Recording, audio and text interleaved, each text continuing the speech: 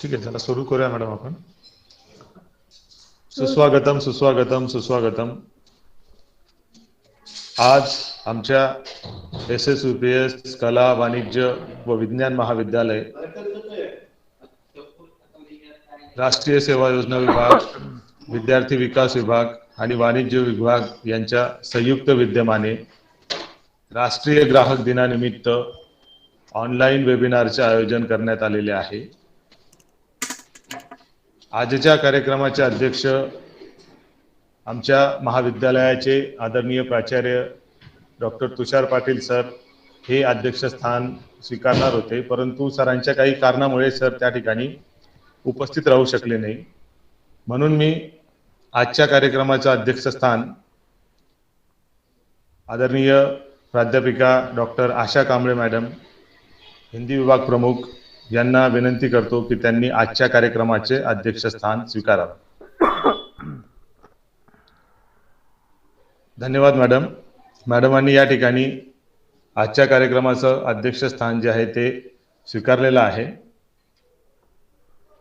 तर आजच्या कार्यक्रमाच्या अध्यक्ष प्राध्यापिका डॉक्टर आशा कांबळे मॅडम, तसेच आजच्या कार्यक्रमाचे प्रमुख मार्गदर्शक प्राध्यापक डॉक्टर गौतम मोरे सर, कला वाणिज्य व विज्ञान महाविद्यालय तळोदा, तसेच प्राध्यापक डॉक्टर सचिन जाधव सर, विद्यार्थी विकास अधिकारी, तसेच या कार्यक्रमासाठी उपस्थित असलेले प्राध्यापक स्वप्नील गांगुर्डे सर, वाणिज्य विभाग, आणि कार्यक्रमासाठी उपस्थित असलेले विद्यार्थी मित्र मैत्रिणींनो, आपणा सर्वांचं मी आणि आजच्या कार्यक्रमाचे जे प्रमुख वक्ते आहेत त्यांचं महाविद्यालयाच्या वतीने, राष्ट्रीय सेवा योजना विभागाच्या वतीने, विद्यार्थी विकास विभागाच्या वतीने आणि वाणिज्य विभागाच्या वतीने शब्दसुमनांनी स्वागत करतो. तर आज आपण राष्ट्रीय ग्राहक दिनानिमित्त जे ऑनलाईन वेबिनारचं आयोजन केलेलं आहे, त्या ऑनलाईन वेबिनारमध्ये राष्ट्रीय ग्राहक दिन हा का साजरा केला जातो, त्यामागचा उद्देश काय, ग्राहकाचे अधिकार काय, त्याचे कर्तव्य काय, या उद्देशाने आजचा कार्यक्रम या ठिकाणी आम्ही आयोजित केलेला आहे. तर मी प्राध्यापक डॉक्टर सचिन जाधव सर यांना विनंती करतो की सरांनी आजच्या कार्यक्रमाचे आपले जे प्रमुख मार्गदर्शक आहेत त्या मार्गदर्शकांचं त्या ठिकाणी परिचय आणि कार्यक्रमाची प्रस्तावना सादर करावी अशी विनंती करतो. Over to you Jadhav sir. Thank you sir. आजच्या या वेबिनारसाठी उपस्थित महाविद्यालयातील राष्ट्रीय सेवा विभाग महिला कार्यक्रम अधिकारी डॉक्टर आशा कांबळे मॅडम, या वेबिनारसाठी प्रमुख मार्गदर्शक लाभलेले डॉक्टर गौतम मोरे सर, त्याच पद्धतीने वाणिज्य विभागातील माझे सहकारी प्राध्यापक SR गांगुर्डे सर आणि राष्ट्रीय सेवा योजनेमधील सहभागी असलेले सर्व विद्यार्थींनो, राष्ट्रीय ग्राहक दिन हा दरवर्षी 24 डिसेंबरला साजरा केला जातो. भारतात खऱ्या अर्थानं ग्राहक चळवळीची सुरुवात ही 1966 मध्ये झाली होती. त्या अनुषंगाने 1986 मध्ये ग्राहक संरक्षण बिल मंजूर झाले होते. हे बिल ग्राहकांच्या अधिकारांचे रक्षण करण्याच्या दृष्टिकोनातून सादर करण्यात आले होते. 24 डिसेंबर 1986 मध्ये भारताचे राष्ट्रपती यांनी या बिलावर स्वाक्षरी केली आणि तेव्हापासून या बिलाचे रूपांतर कायद्यामध्ये झाले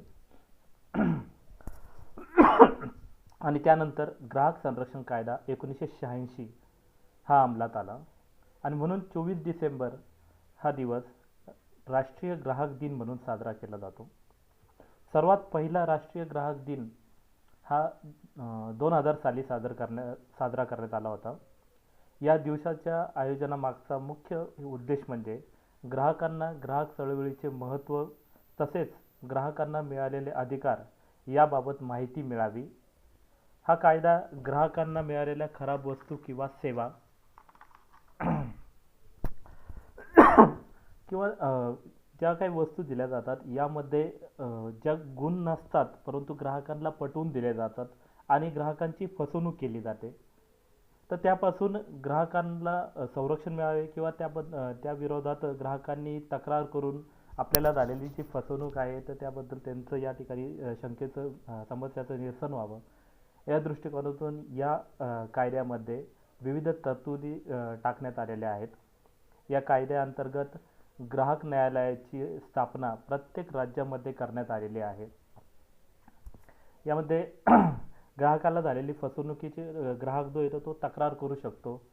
जसं आपण या ठिकाणी भारतामध्ये राष्ट्रीय ग्राहक दिन हा 24 डिसेंबरला साजरा करतो, तसंच ग्राहकांचं या ठिकाणी महत्त्व लक्षात घेता आंतरराष्ट्रीय स्तरावर देखील 25 मार्चला आंतरराष्ट्रीय ग्राहक दिन साजरा केला जातो. दरवर्षी हा ग्राहक दिन साजरा करताना एका विशिष्ट थीमला अनुसरून साजरा केला जात असतो. या वर्षीची या दिवसाची थीम जी आहे तर ती सस्टेनेबल कन्झ्युमर ही आहे. या ठिकाणी मी प्रास्ताविकात या ठिकाणी थांबतो आणि आजचे जे प्रमुख मार्गदर्शक आहे तर त्यांचा या ठिकाणी प्रथमतः परिचय करून देतो. आजच्या या कार्यक्रमासाठी लाभलेले प्रमुख मार्गदर्शक माझे मित्र doctor Gautam More sir. Doctor Gautam More sir हे कला वाणिज्य आणि विज्ञान महाविद्यालय तळोदा या ठिकाणी सहाय्यक प्राध्यापक तसेच वाणिज्य विभागात विभाग प्रमुख म्हणून गेल्या 14 वर्षापासून कार्यरत आहेत. डॉक्टर गौतम मोरे सर यांनी विविध राष्ट्रीय स्तरावरील आंतरराष्ट्रीय स्तरावरील कॉन्फरन्स सेमिनारमध्ये रिसर्च पेपरचं या ठिकाणी सादरीकरण केलेलं आहे आणि त्याच पद्धतीने शोधनिबंधांचं या ठिकाणी प्रकाशन देखील केलेलं आहे.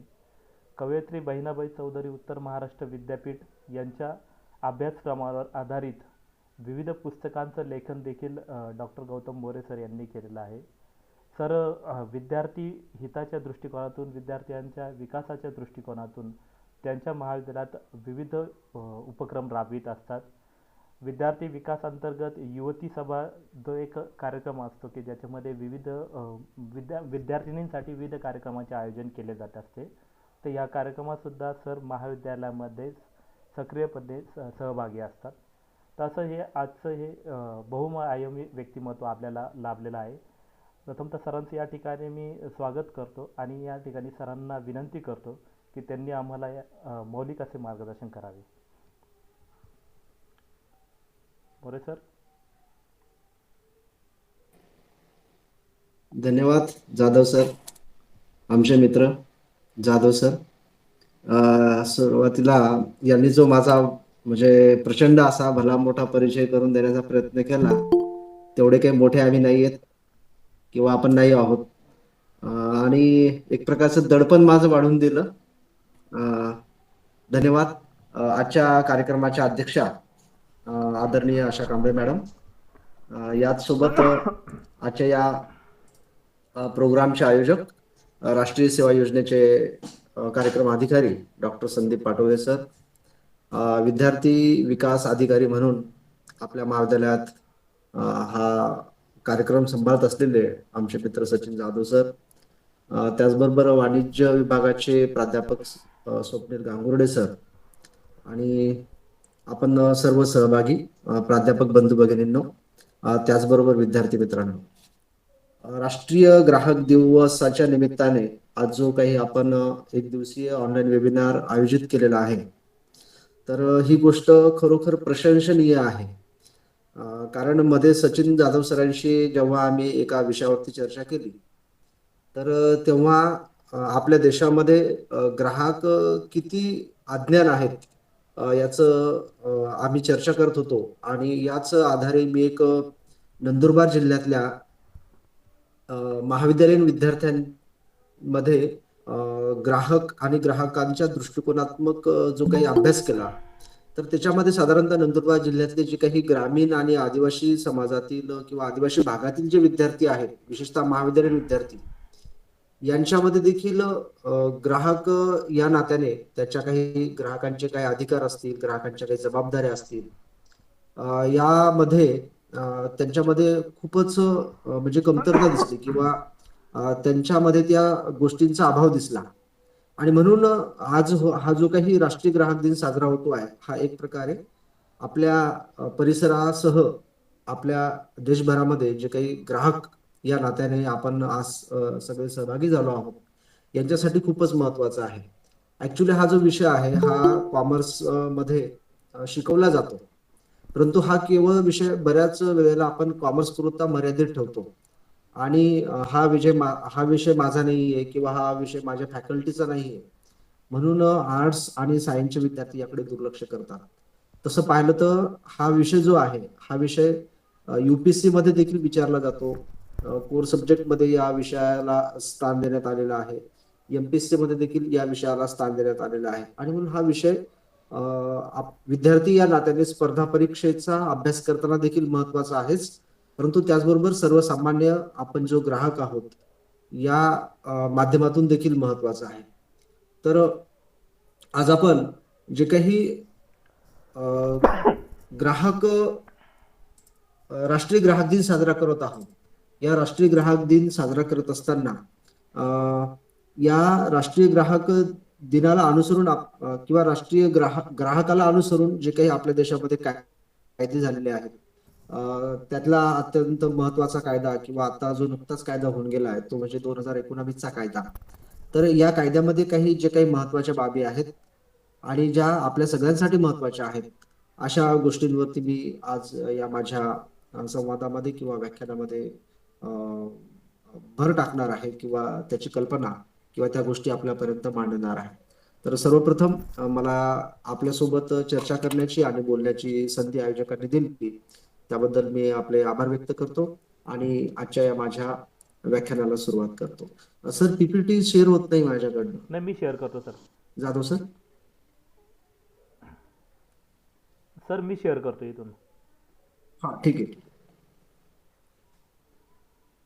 तर जो काही राष्ट्रीय ग्राहक दिवस आहे हा राष्ट्रीय ग्राहक दिवस आपल्या भारतामध्ये साधारणतः जाधव सरांनी सांगितलं त्या पद्धतीने 1966ला एक ग्राहक चळवळ निर्माण झाली. या ग्राहक चळवळीचं पुढे 1886 मध्ये तिला व्यापक स्वरूप आलं आणि शेवटी मग सरकारला एक आपल्या देशामध्ये ग्राहकासाठीचा एक कायदा करायचं काम पडलं आणि त्यालाच आपण नाव दिलं ग्राहक संरक्षण कायदा.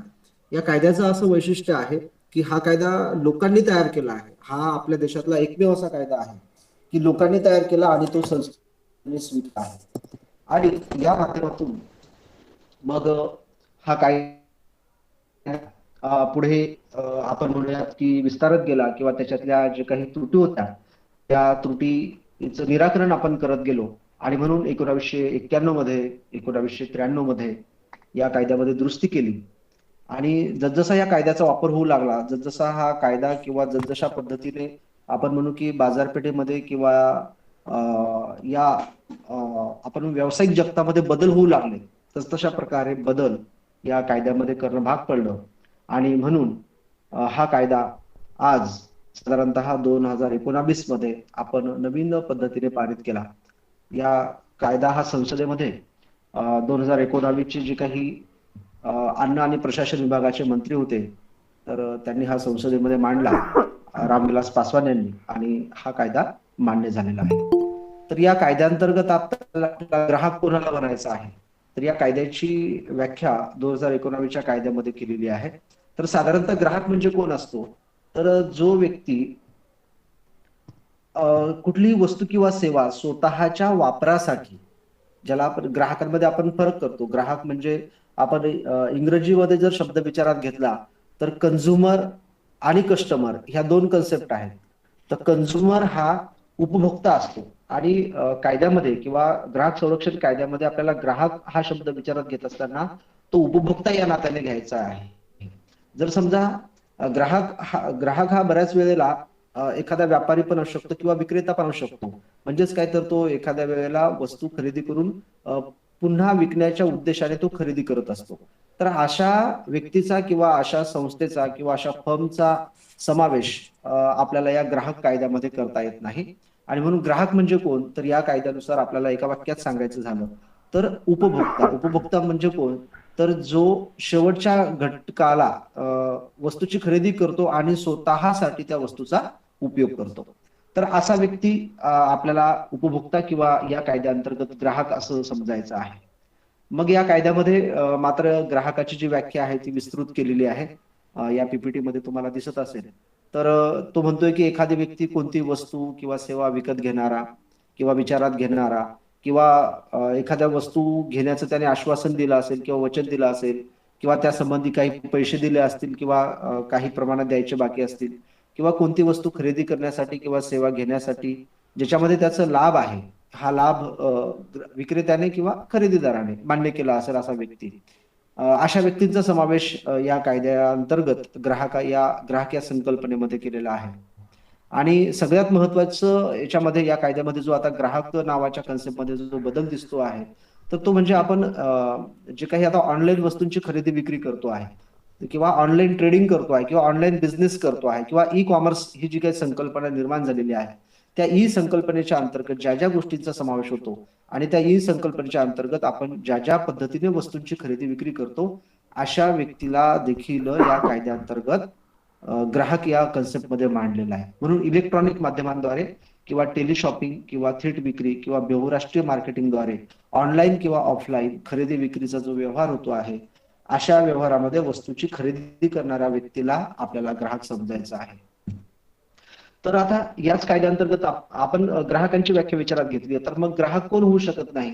तर परत आपल्याला या ठिकाणी सांगता येईल की जे लोक विनामूल्य वस्तू मिळवतात किंवा त्यांना आपण म्हणून गिफ्ट मिळतं ज्यांना, तर त्याला आपल्याला ग्राहक म्हणता येणार नाही. अशाच पद्धतीने विनामूल्य सेवा जे लोक घेतात त्याला देखील आपल्याला ग्राहक म्हणता येणार नाही. त्याचबरोबर जे पुनर्विक्रीसाठी किंवा कोणत्याही व्यावसायिक हेतूसाठी वस्तू खरेदी करतात किंवा सेवा मिळवतात, अशा व्यक्तीला देखील आपल्याला ग्राहक म्हणता येणार नाही. आणि त्याचबरोबर कोणत्याही व्यावसायिक हेतूंसाठी किंवा आपण करार केला असेल आणि करारामधून आपल्याला लाभ होत असेल, तर अशा अंतर्गत तुम्ही जो काही लाभार्थी आहात, तर तुम्हा लाभार्थ्यांना आपल्याला ग्राहक असं म्हणता येणार नाही. म्हणजेच थोडक्यात काय, तर ग्राहक म्हणजे शेवटचा उपभोक्ता जो की वस्तूचा वापर स्वतःच्या वापरासाठी किंवा स्वतःच्या गरजांची पूर्तता करण्यासाठी करत असतो, त्याला आपल्याला ग्राहक असं म्हणता येईल. आणि म्हणून ग्राहक कोण होऊ शकतो आणि ग्राहक कोण होऊ शकत नाही, तर हे आपण या ठिकाणी बघितलं. आता सगळ्यात महत्वाचं असतं की ग्राहकाला अधिकार कोणकोणते असतात.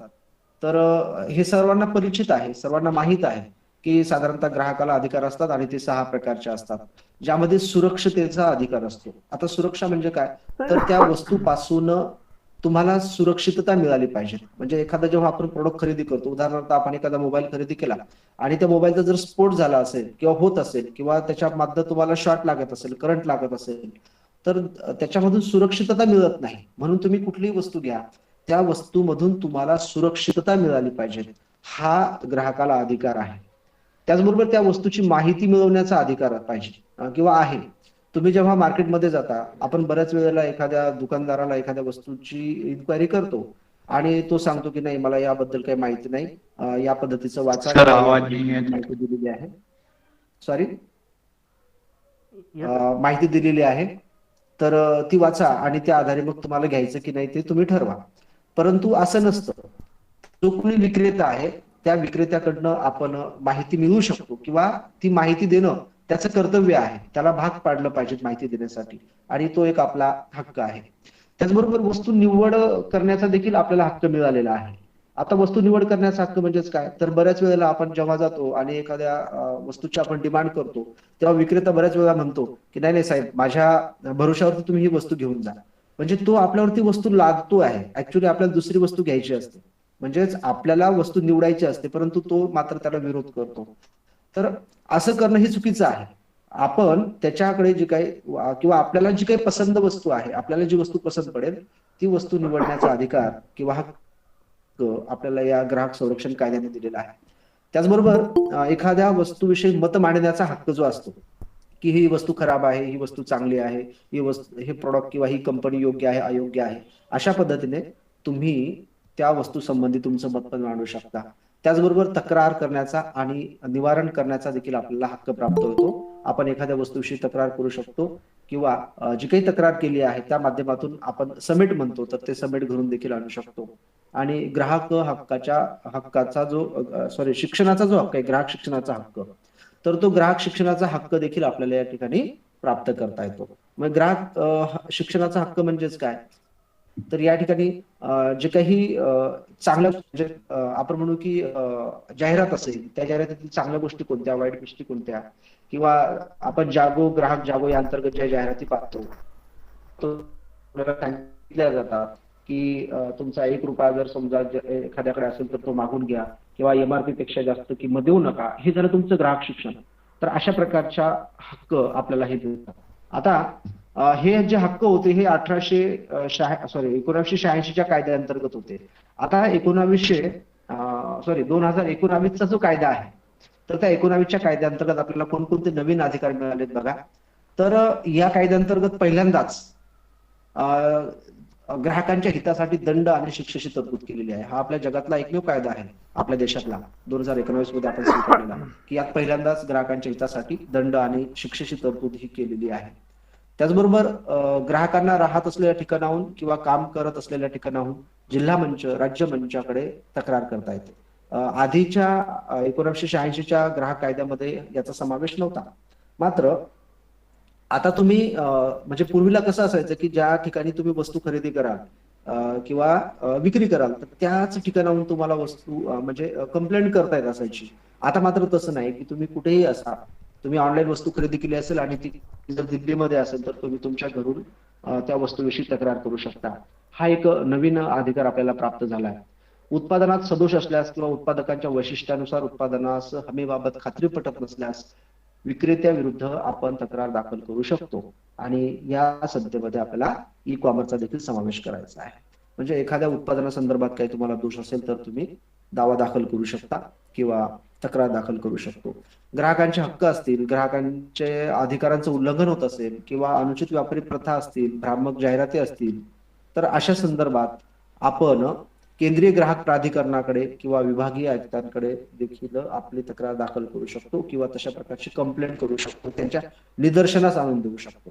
म्हणजे अशा पद्धतीने आता हे पहिल्यांदाच केंद्रीय प्राधिकरण या कायद्याअंतर्गत आपल्या देशामध्ये स्थापन झालेलं आहे, की हे प्राधिकरण स्वतः एखाद्या वस्तू संदर्भात, एखाद्या कंपनी संदर्भात स्वतः दखल घेऊन त्या अनुषंगाने ती वस्तू चुकीची आहे की बरोबर आहे, किंवा त्या वस्तूमध्ये जे काही दोष आढळून आलेले आहेत ते खरोखर म्हणजे त्रासदायक आहेत का, तर याची दखल स्वतः घेऊ शकतं आणि त्या आधारे चौकशी देखील करू शकतं. त्याचबरोबर ग्राहकाच्या तक्रारीवर सुनावणी न घेता आयोग तक्रार मात्र आता फेटाळू शकत नाही.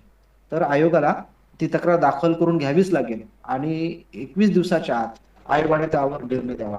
जर समजा 21 दिवसाच्या आत जर आयोग त्यावर निर्णय देत नसेल, तर ज्या व्यक्तीने तक्रार केलेली आहे याचा अर्थ त्या व्यक्तीची तक्रार आयोगाने दाखल करून घेतलेली आहे, असा एक नवीन पद्धत किंवा एक नवीन आपण म्हणू की तरतूद या 2011 मध्ये केलेली आहे. याचबरोबर भेसळीसाठी दंड, भेसळयुक्त वस्तू विकल्यास किंवा त्या संदर्भात काही शारीरिक अपाय झाले नसतील तर अशा पद्धतीने या अंतर्गत आपल्याला या कायद्यामध्ये तरतूद दिसते आहे. आता आपल्याला ग्राहक संरक्षण कायदा जो 2019 आहे, तर याच्या संदर्भात आपण थोडक्यात काही हायलाइट्स विचारात घेऊ. तर जवळपास 1986चा हा जो काही कायदा आहे याची जागा आता या कायद्याने घेतली आहे. जम्मू काश्मीर वगळता संपूर्ण देशभरामध्ये हा कायदा लागू झालेला आहे. नवीन ग्राहक संरक्षण कायद्यामध्ये काही नवीन नियम आणि बदलांच्या माध्यमातून ग्राहकांना त्यांच्या अधिकारांप्रती अधिक सुरक्षा प्रदान केलेली आहे. म्हणजे 1986च्या कायद्यापेक्षाही हा कायदा ग्राहकांना आता अधिक चांगल्या प्रकारची सुरक्षितता प्रदान करत आहे.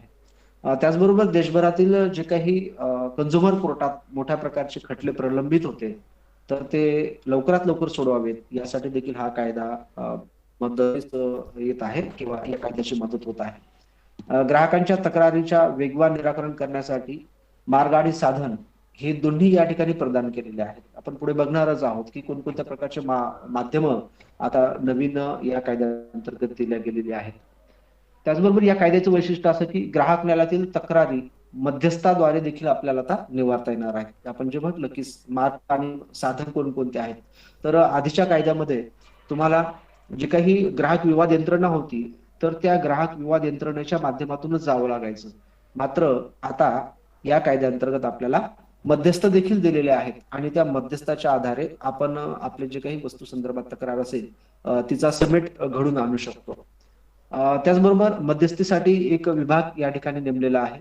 यामध्ये एखाद्या ग्राहकाचा वाद असेल तर तो मध्यस्थाद्वारे आपण मिटवू शकतो आणि त्या दोन्हीही पक्षांची त्याला परवानगी असेल तर आपण मग तो वाद मिटवल्यानंतर त्याचा अहवाल जो आहे तो 30 दिवसाच्या आत आपल्याला योग्य त्या न्यायालयाकडे देता येतो. तर अशा प्रकारच्या काही गोष्टी या कायद्यामध्ये आपल्याला दिसून येतात. या कायद्याची काही वैशिष्ट्ये काय आहेत तर यामध्ये ई कॉमर्सचा समावेश केलेला आहे. त्याचबरोबर डायरेक्ट सेलिंग आपण मला म्हणतो, थेट विक्री. केंद्रीय ग्राहक संरक्षण प्राधिकरणाची स्थापना या अंतर्गत नवीन पद्धतीने झाल्याचं दिसतं आहे. त्याचबरोबर दिशाभूल करणाऱ्या जाहिरातीसाठी कठोर नियम आहेत. आपण पुढे बघूयाच ते. उत्पादन दायित्वासाठी काही कडक नियम देखील आहेत. जसं की आपण बघतो की आता प्रत्येक उत्पादनावरती ओरिजिन कंट्री टाकावंच लागतं किंवा त्याच्यामध्ये जे कुठल्या प्रकारचे कंटेंट्स आहेत ते टाकावेच लागतात. त्याची एमआरपी टाकावीच लागते. अशा प्रकारचे उत्पादन दायित्वासंबंधित देखील काही कडक नियम केलेले आहेत. आपण बघतो की मार्केटमध्ये आता आपल्याला काही स्वीट जरी घ्यायचा असेल, पेढा जरी घ्यायचा झाला तर त्याची एक्सपायरी डेट आता सगळ्याच रेस्टॉरंटवरती लावत आहेत. तर त्याचाच हा एक परिणाम आहे. त्यानंतर आर्थिक अधिकार क्षेत्रात देखील बदल झालेले आहेत. त्याचबरोबर विवादाचं निवारण करण्यासाठी सुलभता अशी आणलेली आहे. अनुचित व्यापारी पद्धतीमध्ये देखील जे काही घडतं आहे तर तो घडू नये म्हणून त्याच्यामध्ये देखील भर टाकलेली आहे. त्यानंतर अन्यायकारक करार या ठिकाणी हा एक नवीन कन्सेप्ट आणलेली आहे. अन्यायकारक करार कशाला म्हणायचा आहे. त्याचबरोबर मध्यस्थीद्वारे पर्यायी विवाद निवारणाची ही एक नवीन कन्सेप्ट या कायद्यामध्ये आणलेली आहे. त्याचबरोबर जनहित याचिका आता ग्राहक मंचाद्वारे देखील आपल्याला दाखल करता येते. म्हणजे आता तुम्ही केवळ एक व्यक्ती नसला तरी चालेल. तर ग्राहक मंच जो आहे त्या ग्राहक मंच आपल्या संपूर्ण आपली सर्वांची समजा एखादी कॉमन कंप्लेंट असेल तर ती कॉमन कंप्लेंट आपण एक व्यक्ती न टाकता किंवा ॲज अ ग्राहक म्हणून मी स्वतः न टाकता ग्राहक मंचाद्वारे देखील दाखल करता येते. आणि पहिल्याच ऑनलाईन किंवा टेलिशॉपिंग कंपन्यांचा समावेश यामध्ये केलेला आहे. त्याचबरोबर खाद्यपदार्थ, पेयांची भेसळ इत्यादी प्रकरणी कंपन्यांना दंड आणि त्याचबरोबर त्यांना तुरुंगवासाची तरतूद देखील या कायद्यामध्ये केलेली आहे. तर अशी काही वैशिष्ट्ये 2019च्या या ग्राहक संरक्षण कायद्याची आपल्या समोर मी मांडण्याचा प्रयत्न केला. या कायद्यामध्ये नवीनच साधारणतः काही व्याख्या आणलेल्या आहेत. जवळपास 23 व्याख्या ह्या नवीन जोडलेल्या आहेत. जसं की थेट विक्री कशाला म्हणायचं आहे, ई कॉमर्स कशाला म्हणायचं आहे, विद्युत सेवा प्रदान कशाला म्हणायचं आहे, इजा कशाला म्हणायचं आहे, मध्यस्थी किंवा मध्यस्थ कशाला म्हणायचं आहे, दिशाभूल करणारी जाहिरात कोणकोणत्या असतात किंवा त्याला काय त्या म्हणजे कुठल्या जाहिराती असतात त्यांना काय म्हणायचं आहे. त्याचबरोबर उत्पादन दायित्व या संदर्भात जे काही म्हणजे आपण म्हणू की क्रिया प्रतिक्रिया असतील यांचा देखील समावेश यामध्ये केला आहे. अशा पद्धतीच्या काही नवीन व्याख्या या 2019च्या कायद्यामध्ये जोडल्या गेलेल्या आहेत. आता या कायद्यामध्ये एक जे महत्वाचं प्राधिकरण आलेलं आहे ते म्हणजे आहे सीसीपी असं म्हटलं जातं, सेंट्रल कन्झ्युमर प्रोटेक्शन अथॉरिटी. तर या प्राधिकरणाचं काय वैशिष्ट्य आहे किंवा या प्राधिकरण काय करतं तर ते म्हणजे ग्राहकांच्या हक्कांचं उल्लंघन जर होत असेल तर हे प्राधिकरण स्वतःहून याचिका दाखल करू शकतं आणि ते होऊ नये यासाठी देखील हे प्राधिकरण प्रयत्न करू शकतो. त्यानंतर अनुचित व्यापार पद्धत जो असतो म्हणजे आपण माल प्रॅक्टिस असं म्हणतो, चुकीचा व्यापार. तर अशा पद्धतीने अनुचित व्यापार पद्धत एखाद्या शहरामध्ये किंवा एखाद्या गावामध्ये किंवा एखाद्या क्षेत्रामध्ये जर सुरू असेल तर त्याच्यासाठी देखील केंद्रीय ग्राहक संरक्षण परिषद स्वतः एखादी म्हणजे कंप्लेंट दाखल करू शकतं किंवा त्याच्यावरती एक नियंत्रण प्रणाली म्हणून एक पद्धत निश्चित करू शकतं. त्याचबरोबर जनतेच्या आणि ग्राहक हितासाठी पूर्व न्यायिक किंवा खोटी किंवा दिशाभूल करणाऱ्या ज्या काही जाहिराती असतील या जाहिरातीवरती देखील आता नियंत्रण ठेवता येतं. आणि म्हणूनच बऱ्याच वेळेला आपण बघतो की पहिल्यासारख्या ज्या काही जाहिराती होत्या तर त्या जाहिरातींचा प्रमाण आता कमी झालेला आहे. आणि याचबरोबर जे जाहिरात करणारे असतात ज्याला आपण नट किंवा नटी असं म्हणतो यांच्यावर देखील या कायद्याअंतर्गत जाहिरात होऊ शकते. पेप्सीची किंवा थम्सअपची जाहिरात पाहतो आणि तो जो काही जाहिरात देणारा व्यक्ती असतो किंवा जाहिरात करणारा व्यक्ती असतो आपण तो बघतो की ते पिल्यानंतर त्याच्यामध्ये किती एनर्जी येते आणि तो कुठल्या डोंगरावरून कुठल्या डोंगरावरती जातो. तर अशा प्रकारे हे जे काही चुकीचं आहे किंवा खोटी किंवा दिशाभूल करणारी जाहिराती असतात तर या जाहिराती करणाऱ्या व्यक्तीला देखील या कायद्याअंतर्गत किंवा या नवीन कायद्याअंतर्गत दंडाची शिक्षा किंवा त्याच्यावरती नियंत्रण ठेवण्याची तरतूद केलेली आहे. ग्राहकांच्या हक्काचा प्रचार करणे, संरक्षण करणे आणि त्याची अंमलबजावणी करणे ही देखील या केंद्रीय ग्राहक संरक्षण प्राधिकरणाअंतर्गत येतं.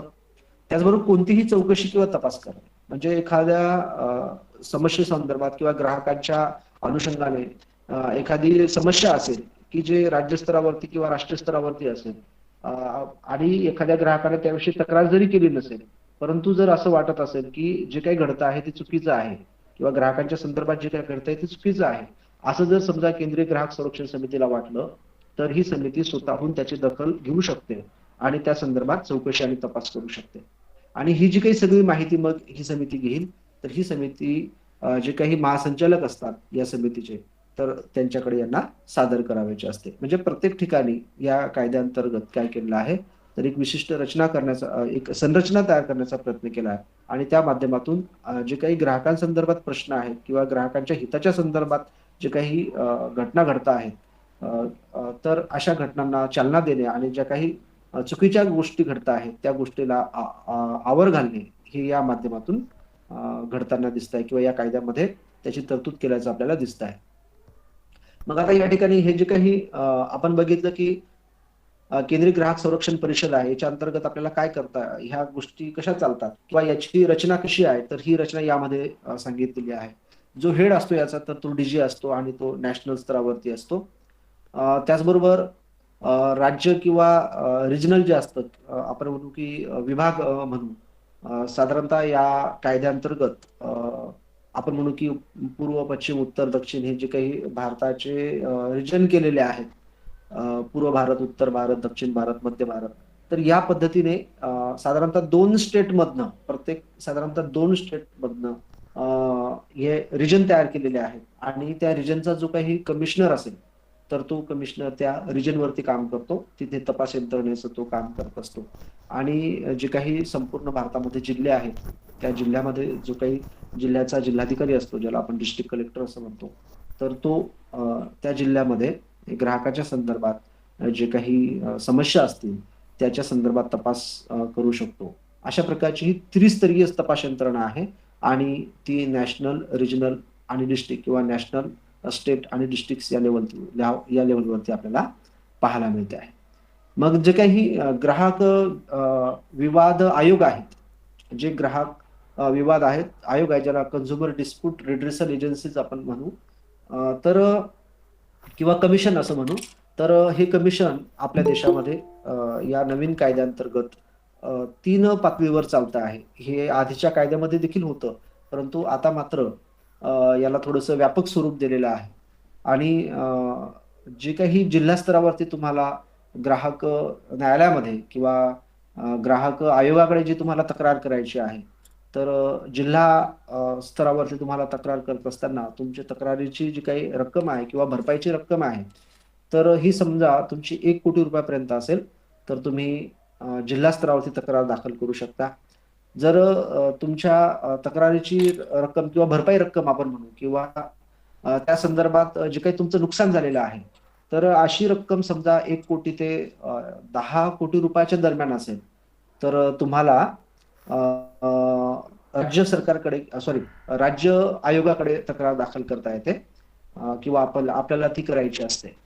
आणि समजा तुमची 1 कोटी रुपयाची तक्रार जी जिल्हा स्तरावरती किंवा जिल्हा ग्राहक विवाद आयोगाच्या अंतर्गत आपण जिल्हा स्तरावरती दाखल केली होती, त्याच्यामध्ये जर तुम्हाला समाधान जर झालं नसेल किंवा तुमच्या विरुद्ध जर निकाल लागला असेल, तर आपण राज्याकडे परत अपील करू शकतो आणि राज्याकडे अपील केल्यानंतर समजा राज्याने दिलेल्या किंवा राज्य आयोगाने दिलेल्या निकालावरही आपलं समाधान झालं नसेल, तर आपण राष्ट्रीय आयोगाकडे तक्रार दाखल करू शकतो. आणि राष्ट्रीय आयोगाकडे देखील समजा तुमच्या तक्रारीचं निवारण झालं नसेल किंवा तुमचं समाधान झालं नसेल, तर मग सर्वोच्च जे न्यायालय आहे किंवा सर्वात शेवटची जी स्टेप्स दिलेली आहे ती म्हणजे सर्वोच्च न्यायालय आहे. इथे मात्र सर्वोच्च न्यायालयाने दिलेला निकाल तुम्हाला मान्य करावा लागतो. तर अशा पद्धतीने तुमच्या तक्रार तुम्ही एका न्यायालयातून किंवा एका आयोगाकडून दुसऱ्या आयोगाकडे, दुसऱ्या आयोगाकडून तिसऱ्या आयोगाकडे, तिसऱ्या आयोगाकडून म्हणजे राष्ट्रीय आयोगाकडून तुम्ही सर्वोच्च आयोगाकडे जाऊ शकता, सर्वोच्च न्यायालयाकडे जाऊ शकता आणि सर्वोच्च न्यायालयाने तुम्हाला दिलेली जी की मग निकाल असेल तो मात्र मान्य करावा लागतो. आणि अशाच पद्धतीने तुमचे जे काही म्हणजे भरपाईची रक्कम असेल किंवा तुमचा जो काही दावा असेल तो दावा 1 कोटी रुपये असेल, साधारण 1 कोटी रुपयापर्यंत असेल तर तुम्ही जिल्हा न्यायालयात तक्रार किंवा जिल्हा आयोगाकडे दाखल करू शकता. तुमचा दावा हा 1 कोटी रुपये ते 10 कोटी रुपयाच्या दरम्यान असेल तर तुम्हाला राज्य आयोगाकडे तक्रार दाखल करता येते किंवा करावी लागते. आणि जर तुमचा दावा हा 10 कोटी रुपयापेक्षा जास्त असेल तर मग मात्र तुम्हाला राष्ट्रीय आयोगाकडे तक्रार दाखल करावी लागते. आता या नवीन कायद्याअंतर्गत मात्र जर तुम्हाला तक्रार दाखल करायची असेल तर काही आपण म्हणू की फीस देखील आकारलेली आहे आणि तेवढी फीस आपण पेड केली तरच आपल्याला या ठिकाणी तक्रार दाखल करता येते. म्हणजे चुकीच्या पद्धतीने किंवा केवळ जाणीवपूर्वक त्रास द्यायचा म्हणून आपण एखाद्या व्यक्तीविरुद्ध हॅलो. किंवा एखाद्या कंपनी विरुद्ध तक्रार दाखल करू शकत नाही. यासाठी आपल्याला हे वेबिनार या कायद्यामध्ये काही रक्कम किंवा फीज आपल्याला पेड करावी लागते. तर या बाबींचा या अनुषंगाने किंवा या पद्धतीने ग्राहक विवाद निवारण जो आयोग आहे तो काम करत असतो. आणि यातील आपली जी काही होणारी फसवणूक आहे त्या फसवणुकीच्या मूल्याच्या आधारे किंवा रकमेच्या आधारे आपल्याला त्या त्या स्तरावरती आपली कंप्लेंट दाखल करायची असते. पुढे आपण बघूयात की जे काही गुन्हे किंवा दंड आहेत तर ते कुठकुठले असतात.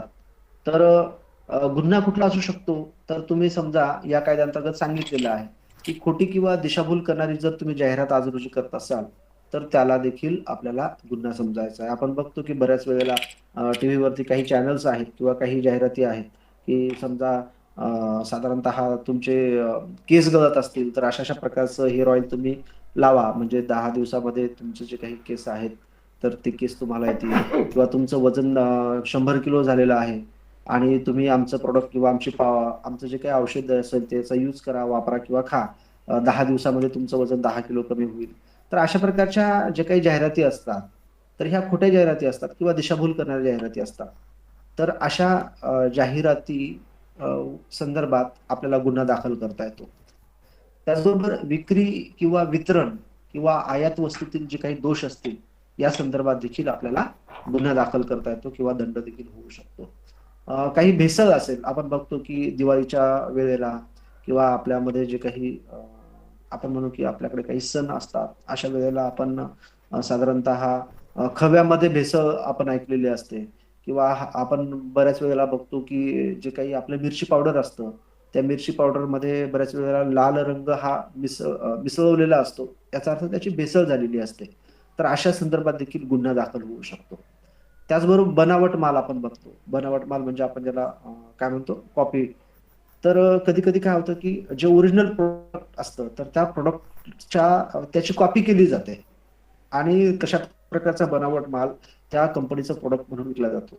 बऱ्याच शहरांमध्ये आपण बघतो की तुमच्या हेडफोन असेल किंवा तुमची बॅटरी असेल तर त्या विशिष्ट सॅमसंगच्या नावाने किंवा ओप्पोच्या नावाने ती विकल्या जाते.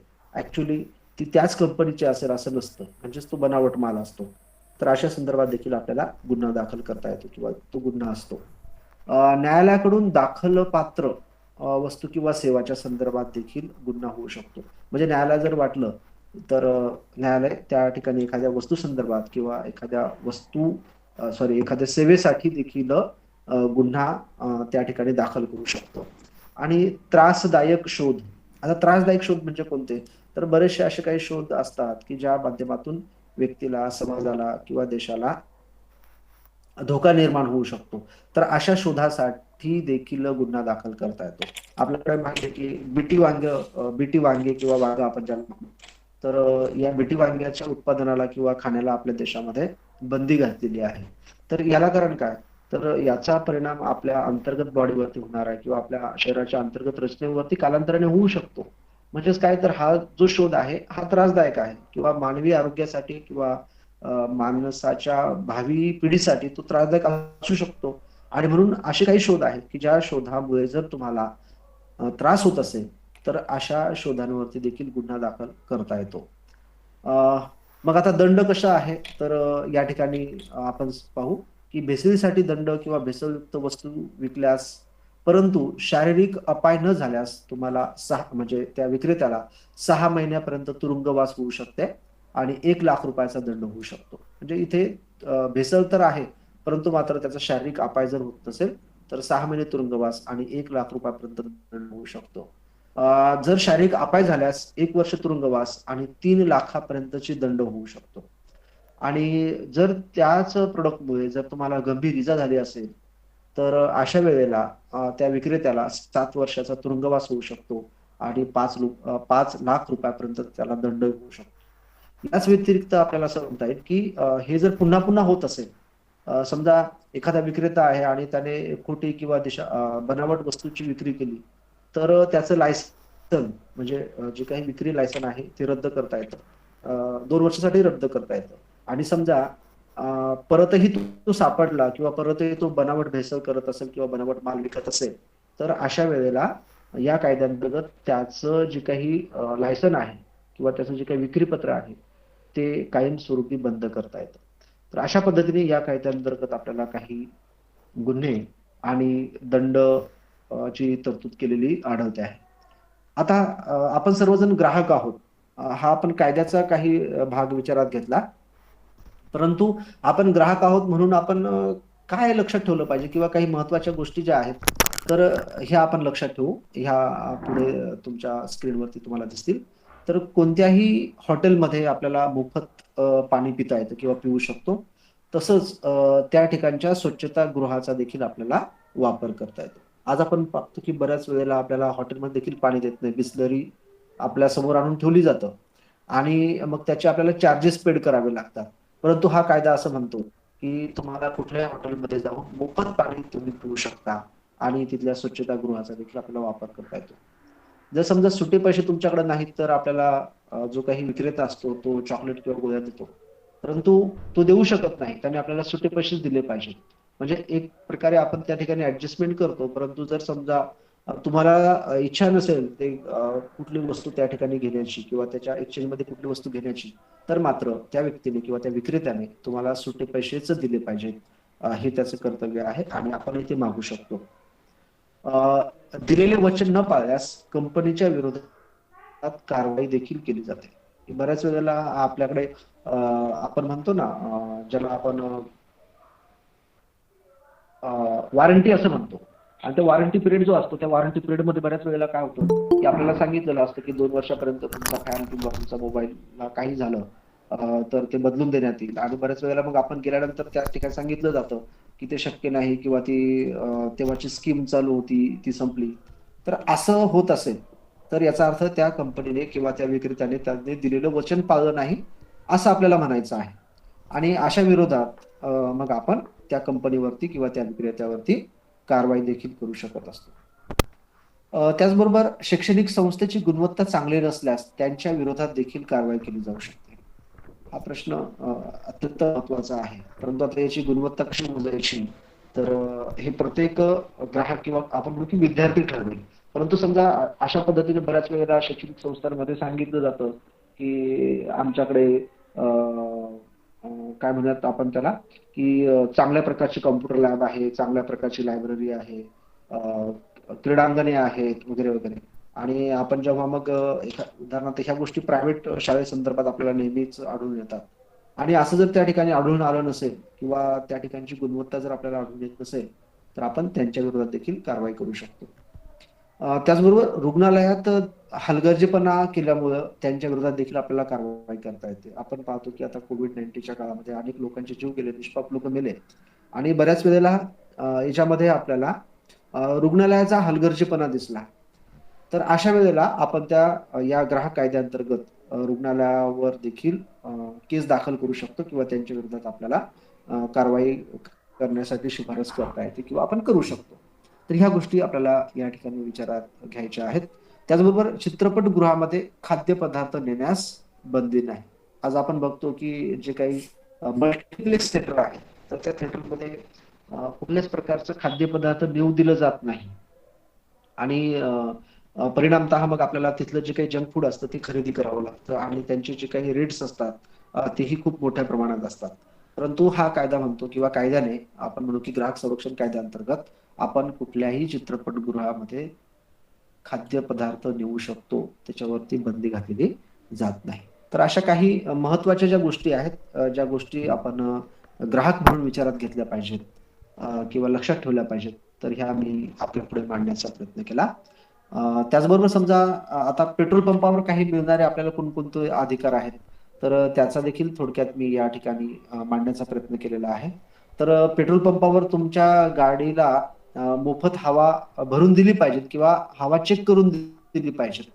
त्यासाठी कुठल्याही प्रकारचा वेगळा चार्ज आकारावा लागणार नाही, अशा प्रकारची तरतूद आहे.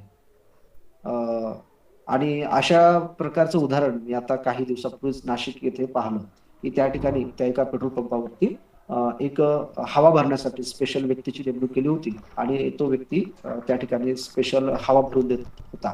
मात्र आपल्या परिसरामध्ये किंवा आपल्या भागामध्ये अशा प्रकारे कुठल्याच पेट्रोल पंपावरती हवा भरण्याचं ते स्टेशन असतं किंवा पंप म्हणून, तर त्याची व्यवस्था नाही किंवा तिथे कुठल्याही अतिरिक्त व्यक्तीची नेमणूक केली जात नाही. त्याचबरोबर पिण्याच्या पाण्याची व्यवस्था असणं देखील गरजेचं आहे. बऱ्याच वेळेला हे आपल्याला बऱ्याच ठिकाणी दिसतं. त्याचबरोबर शौचालय असणे ही देखील पेट्रोल पंप मालकाची जबाबदारी असते. यासाठी ग्राहकाकडून त्याने वेगळा चार्ज घेऊ नये.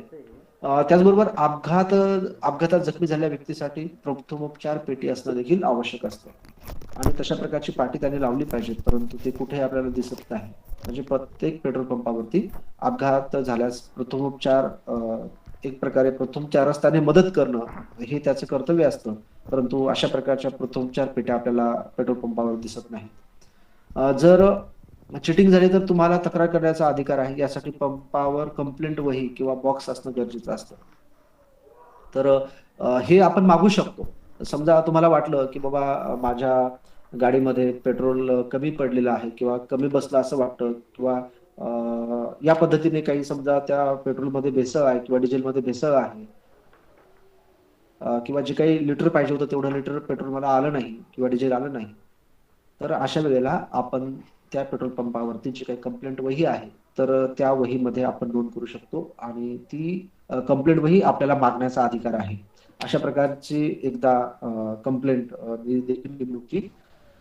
त्यानंतर ग्राहकांना पेट्रोलची किंमत जाणून घेण्याचा अधिकार आहे. आता हे तर मात्र सगळ्याच ठिकाणी असतं. पेट्रोल पंपावरती डिस्प्ले बोर्ड असतो, त्या ठिकाणी त्या पेट्रोलची किंवा ग्राहकाची किंमत आपल्याला जाणून घेता येते. पेट्रोलची किंवा डिझेलची किंमत आपल्याला जाणून घेता येते. पेट्रोलची खरेदी केल्यावर बिल मागण्याचा ग्राहकाला अधिकार आहे. आपण ते मागू शकता. जर काही धोका झाला तर तुम्ही तक्रार देखील दाखल करू शकता. बऱ्याच वेळेला आपण पेट्रोलचं बिल मागत नाही आणि पुढे गेल्यानंतर आपली गाडी अचानक बंद पडते किंवा पेट्रोल कमी आलेलं असतं, तर अशा वेळेला आपण त्याच्यावरती कुठल्याही प्रकारे दावा दाखल करू शकत नाही. परंतु जर तुमच्याकडे तशा प्रकारचं बिल असेल तर आपल्याला मात्र दावा दाखल करण्यासाठी याचा नक्कीच उपयोग होऊ शकतो. त्यानंतर इमर्जन्सी परिस्थितीत ग्राहकांना एक फोन कॉल करण्याचा देखील अधिकार आहे. म्हणजे त्या ठिकाणी जे काही पेट्रोल पंपावरती लँडलाईन फोन असेल किंवा मोबाईल फोन असेल, तर याच्या आधारे आपण त्याचा उपयोग करून आपण म्हणजे आपल्याला जे काही ज्या व्यक्तीला फोन करायचा आहे, तर तो फोन करण्यासाठी आपण म्हणूयात की त्या पेट्रोल पंपावरचा जो काही लँडलाईन नंबर आहे त्याचा वापर आपण करू शकतो. तर अशा प्रकारे आपल्याला या ठिकाणी एक पेट्रोल पंपासंदर्भात काही गोष्टी विचारात घेतल्या. एक उदाहरण म्हणून मी आपल्या पुढे मांडलेलं आहे. त्याचबरोबर आता ग्राहकाला या कायद्यांतर्गत काही मदत मिळते का? तर हो, ग्राहकांच्या मदतीसाठी राष्ट्रीय ग्राहक हेल्पलाईन क्रमांक दिलेला आहे. तुमच्या आपल्याला या स्क्रीनमध्ये दिसेल, तर तो आहे 1800111400. तर याच्यावरती देखील आपण कंप्लेंट दाखल करू शकतो. आणि त्याचबरोबर जर समजा तुम्हाला वेबसाईटवरती तक्रार दाखल करायची असेल, संकेतस्थळावरती जर तक्रार दाखल करायची असेल, तर ती पण आपण दाखल करू शकतो. आणि यासाठी आपल्याला वेबसाईट या ठिकाणी दिसते आहे की national-consumerism-helpline.in. तर यावर देखील आपल्याला जाता येतं आणि या माध्यमातून तक्रार करता येते. तर अशा पद्धतीने काही आजच्या या राष्ट्रीय ग्राहक दिनाच्या निमित्ताने जे काही ग्राहक संरक्षण कायदा आहे 2019चा, तर त्या संदर्भात काही बाबी मी आपल्या समोर मांडण्याचा प्रयत्न केला. याही व्यतिरिक्त या कायद्याचं एक वैशिष्ट्य असं आहे की ते म्हणजे जो काही ग्राहक असतो त्याला कंप्लेंट करण्यासाठी फीस लागत नाही किंवा त्याला वकिलाची गरज नसते. परंतु मात्र या कायद्याअंतर्गत जर समजा तुम्हाला समाधान होत नसेल किंवा तुम्ही तुमची बाजू सक्षमपणे जर मांडू शकत नसाल, तर या 2019च्या कायद्याने तुम्हाला म्हणजे आपण म्हणूयात की वकील लावण्याची देखील मुभा दिलेली आहे. तर अशा पद्धतीने या राष्ट्रीय ग्राहक दिनाच्या निमित्ताने ग्राहकाच्या संदर्भात राष्ट्रीय ग्राहक कायदा सॉरी जो काही ग्राहक संरक्षण कायदा आहे, त्या ग्राहक संरक्षण कायद्यातल्या काही महत्वाच्या बाबी मी आपल्यासमोर मांडण्याचा प्रयत्न केलेला आहे. एवढं बोलून मी या ठिकाणी थांबतो. धन्यवाद. आणि कुणाच्या काही शंका असतील तर आपण विचारू शकतो विद्यार्थ्यांमधून. धन्यवाद सर. विद्यार्थ्यांना काही शंका असतील ग्राहक कायद्यासंदर्भात तर आपण सरांना विचारू शकतात, कारण अतिशय मौलिक अशी माहिती आपल्याला या माध्यमातून मिळालेली आहे.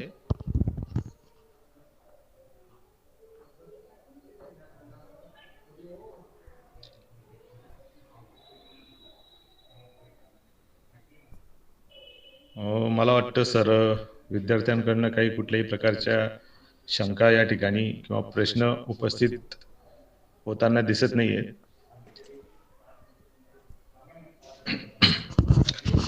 तर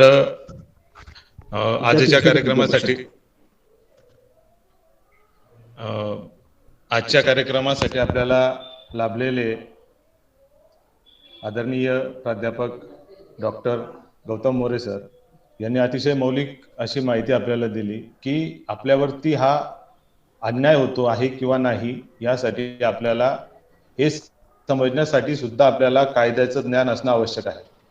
आणि आपण आपल्या दैनंदिन जीवनामध्ये नेहमी एक कन्झ्युमर म्हणून आपण वावरत असतो. तर अनेक वेळा नकळत आपल्यावर खूप अन्याय हा होत असतो. आणि ह्या सरांच्या व्याख्यानातून जे आम्ही एनलायटन झालो, जे आम्हाला ज्ञान मिळालं, जी माहिती मिळाली की खरंच सर अशी माहिती आम्ही यापूर्वी ऐकलेली नव्हती आणि नवीन कायद्यामध्ये एवढ्या तरतुदी आहेत की ग्राहक म्हणून, तर ते सुद्धा आमच्यासाठी खूपच मौलिक आणि नवीन माहिती होती. तर धन्यवाद सर आपण ही माहिती दिल्याबद्दल. यानंतर मी आजच्या कार्यक्रमाचे अध्यक्ष प्राध्यापिका डॉक्टर कांबळे मॅडम यांना विनंती करतो की त्यांनी आपलं अध्यक्षीय भाषण करावे.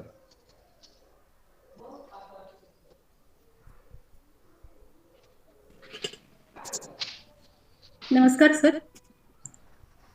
आवाज येतोय का? हो येतोय. आवाज येतोय? येतोय मॅडम. येतोय मॅडम येतोय. आजच्या या राष्ट्रीय ग्राहक दिनानिमित्ताने घेण्यात आलेल्या या ऑनलाईन ई वेबिनार संगोष्ठीमध्ये प्रमुख वक्ते म्हणून तळोदा महाविद्यालयाचे डॉक्टर गौतम मोरे सर, तसेच राष्ट्रीय सेवा योजनेचे कार्यक्रम अधिकारी प्राध्यापक डॉक्टर पाटोळे सर, वाणिज्य विभाग प्रमुख व विद्यार्थी कल्याण विभागाचे प्रमुख डॉक्टर सचिन जाधव सर, प्रमुख पाहुणे म्हणून उपस्थित झालेले वाणिज्य विभागाचे प्राध्यापक स्वप्नील गांगुर्डे सर, राष्ट्रीय सेवा योजनेचे सहाय्यक कार्यक्रम अधिकारी डॉक्टर योगेश अहिरराव सर व राष्ट्रीय सेवा योजनेचे सर्व स्वयंसेवक. 24 डिसेंबर हा राष्ट्रीय ग्राहक दिन म्हणून साजरा करण्यात येतो आणि या दिनानिमित्ताने राष्ट्रीय सेवा योजनेतील विद्यार्थ्यांमध्ये आणि विद्यार्थी कल्याण विकासाच्या अंतर्गत येणाऱ्या विद्यार्थ्यांमध्ये एक जनजागृती व्हावी या उद्देशाने विद्यापीठाने हा दिवस सक्तीने घेण्याची योजना जी आखलेली असते किंवा वेगवेगळे दिवस जे साजरे केले जातात, त्या दिवसाच्या निमित्ताने विद्यार्थ्यांमध्ये त्या दिनाचं महत्त्व, त्या दिनासंबंधी जनजागृती व्हावी म्हणून अशा विशेष वक्त्यांना किंवा ज्या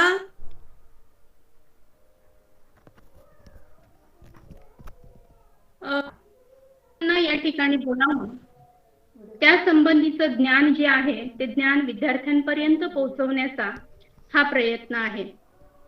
डॉक्टर गौतम मोरे सर, आपण राष्ट्रीय ग्राहक दिनासंबंधीची माहिती दिली.